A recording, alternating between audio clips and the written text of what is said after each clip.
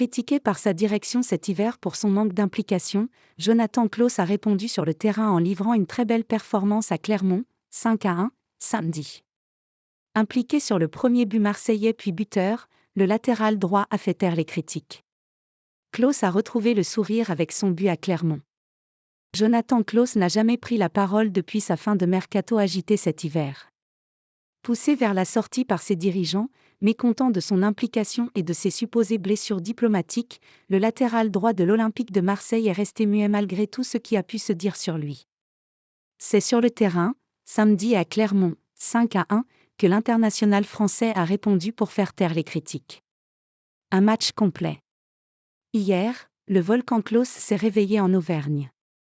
Impliqué sur l'ouverture du score d'Iliman Ndiaye en centrant fort devant le but, 23e, l'ancien Lensois s'est aussi offert un but sur une frappe imparable sous la barre transversale, 67e.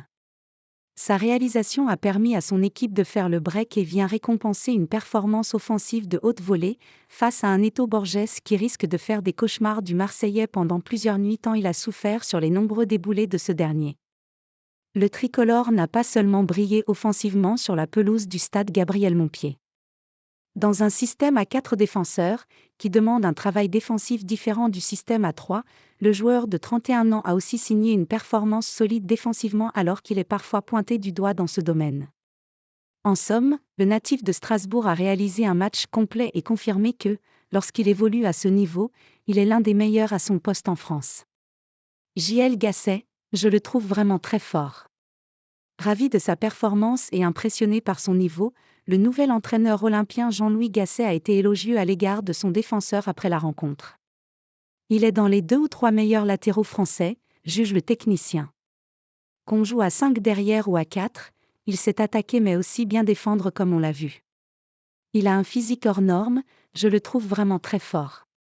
Des propos qui feront du bien à un joueur qui a plus souvent reçu des piques de son club au cours des derniers mois. À commencer par son président Pablo Longoria. Klaus veut être un joueur important mais on attend beaucoup plus de lui. Pendant un moment, il n'était pas un exemple comme on le voulait, avait expliqué l'Espagnol, le 7 février dernier. Puis le conseiller sportif Mehdi Benassia en avait rajouté une couche il y a 2 semaines, quand je suis arrivé, on m'a mis en garde sur 2 ou 3 joueurs au comportement parfois limite. Jonathan en faisait partie.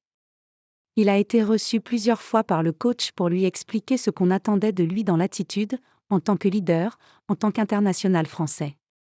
On pensait que le message était passé. Malheureusement, ce n'était pas le cas.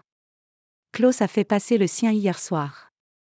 Plus le débrief et les notes de Clermont-Vem.